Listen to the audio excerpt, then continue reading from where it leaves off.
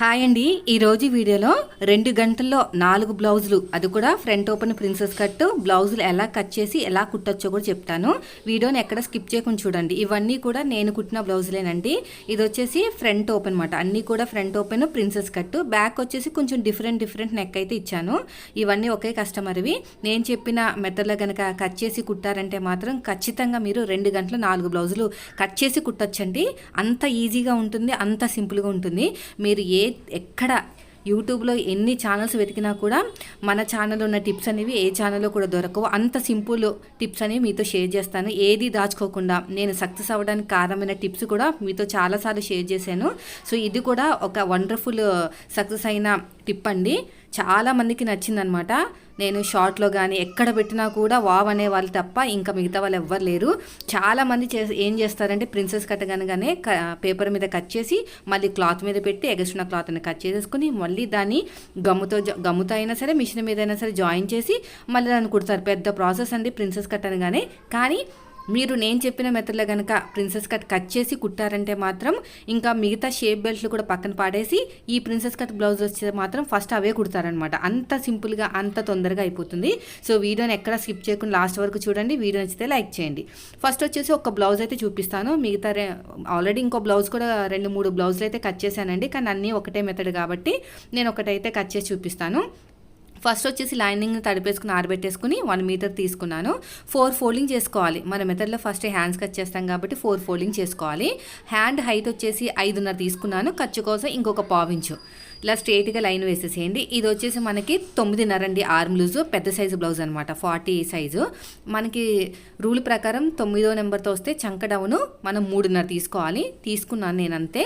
ఇక్కడ కూడా 3.5 ఉందో చెక్ చేసుకోండి. క్రాస్గా 9.5కి మార్కింగ్ వేయండి. ఎక్కడ దాకా వస్తే అక్కడ వరకు, ఎందుకంటే మనకి పన్నానే సరిపోలేదు.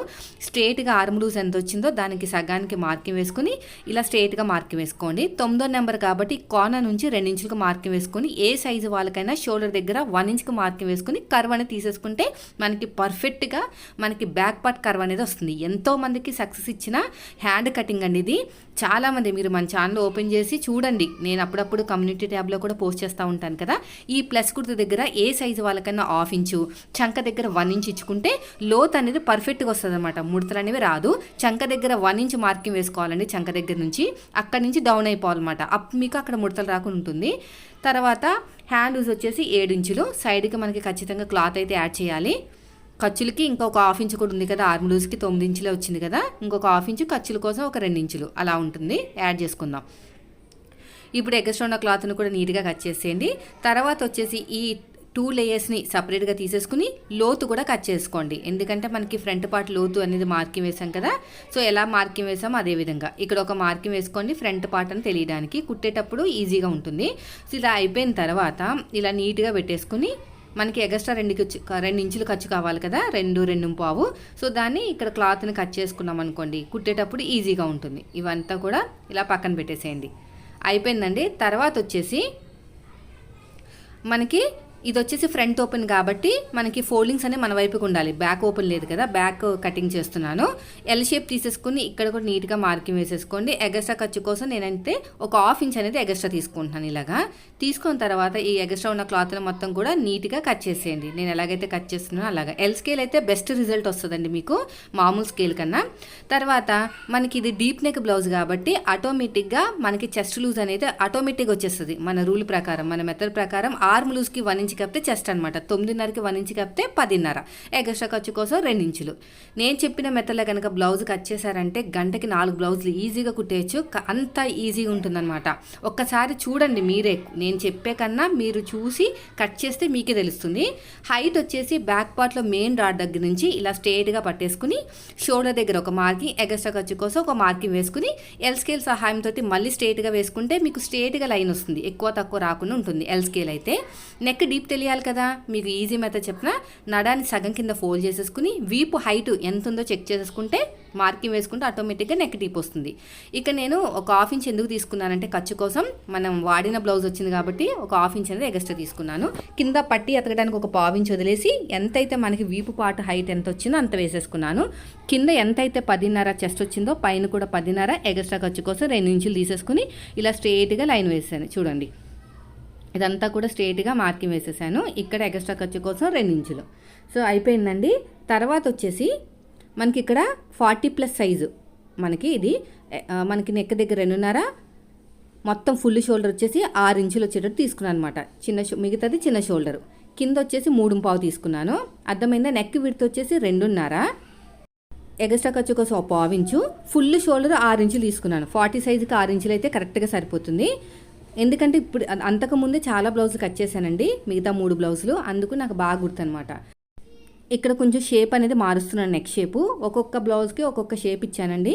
సో ఇక్కడ వచ్చేసి ఇలాగ స్టార్ ఇచ్చేసి ఇక్కడ దిల్ షేప్ లాగా ఇలాగా ఇస్తున్నాను, హైలైట్ చేస్తున్నాను. తర్వాత వచ్చేసి పైన 6 ఇంచులు కదా, కింద కూడా 6 ఇంచులు తీసుకోండి. ఆ 6 ఇంచులు కింద ఎక్కడి వరకు రావాలంటే 6.5 వరకు రావాలి. 6.5కి మార్కింగ్ వేసేసేయండి. వేసేసుకుని ఇలాగా 6.5 మార్కింగ్ వేసుకుని ఇలా ఎల్ షేప్ ఇచ్చేసి ఎల్ షేప్ దగ్గర అంటే మన కార్నర్ దగ్గర 1.5 ఇంచ్కి మార్కింగ్ వేసుకోవాలి. తర్వాత కర్వ్ స్కేల్ తోటి నీట్గా కర్వ్ అనేది తీసేసుకోండి. ఇలాగా నేను చెప్పిన స్టెప్స్ ఫాలో అయ్యి నేను చెప్పిన స్టెప్స్తో కనుక మీరు బ్లౌజ్ కుట్టారంటే మీరు ఖచ్చితంగా 2 గంటల్లో 4 బ్లౌజులు కట్ చేసి కుట్టేయచ్చు. షోల్డర్ కావాల్సిన ఖర్చు వదిలేసుకుని గీత కింద నుంచి ఇలా కొలుచుకుంటూ వెళ్ళాలి. సో నాకు వచ్చేసి 9.5 అయితే వచ్చేసిందండి కరెక్ట్గా. తర్వాత వచ్చేసి నడుము లూజు 36 ఇంచులు ఉంది. దాంట్లో సగం 9 ఇంచులు, డాట్ కోసం 1 ఇంచు, 10 ఇంచులకు మార్కింగ్ వేసుకుని సగానికి ఫోల్డ్ చేసుకుని ఒక మార్కింగ్ వేసుకుని అటు ఒక 1/2 ఇంచు, ఇటు ఒక 1/2 ఇంచు. హైట్ వచ్చేసి 4 ఇంచులు తీసుకున్నాను, ఎందుకంటే 16 ఇంచులు ఉంది వీళ్ళ హైట్, అందుకుని.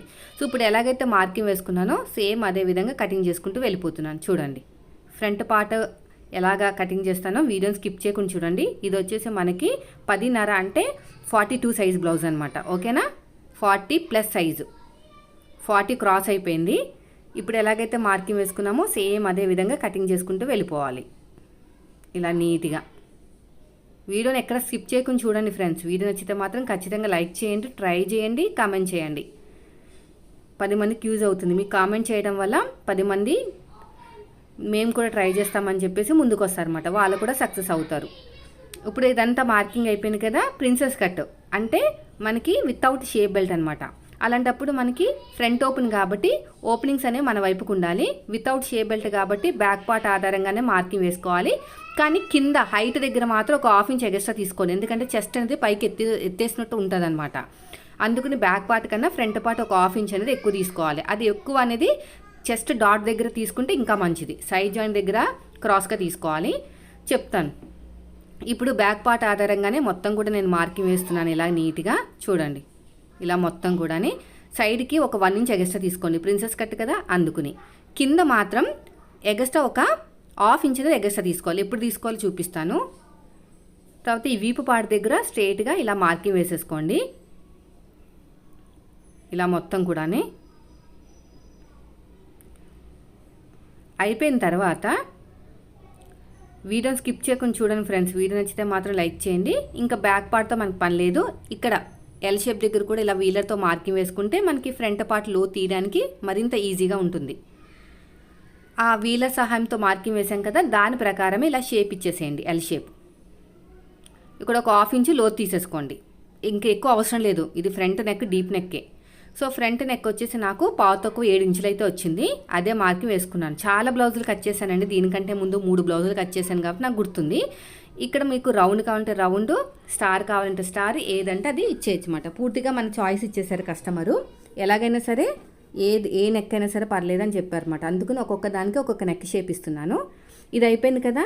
ఈ షోల్డర్ కావాల్సిన ఖర్చు వదిలేసి 40+ సైజుకి మనకి షోల్డరు 2వ లైన్ నుంచి 11 ఇంచులకు మార్కింగ్ వేసుకోవాలి. ఓకేనా? ఇక్కడ నుంచి మనం హుక్స్ పట్టి కాజా పట్టి కావాల్సిన ఖర్చు వదిలేసుకుని ఇక్కడ నుంచి మనం పాతకు 4కి మార్కింగ్ వేసుకోవాలి. అక్కడ నుంచి 2 ఇంచులకి ఇక్కడ ఒక 1/2 ఇంచ్ ఎగస్ట్రా తీసుకోవాలి. అంటే మనకి చెస్ట్ పాయింట్ దగ్గర 1/2 ఇంచ్ ఎగస్ట్రా తీసుకోవాలి. అంటే 4.5 తీసుకుని ఇలా షేప్ ఇచ్చేసి ఇలా తీసేయాలి. అంతే, ఇంకేమీ లేదు. చాలా అంటే చాలా ఈజీ అండి. షోల్డరు కావాల్సిన ఖర్చు వదిలేసి అక్కడి నుంచి మనకి చెస్ట్ పాయింట్ 11 ఇంచులు, కింద ఉక్సు పట్టి దగ్గర నుంచి ఉక్సు పట్టి కాజా పట్టి వదిలేసి పాతకు 4, చెస్ట్ పాయింట్ దగ్గర 4.5.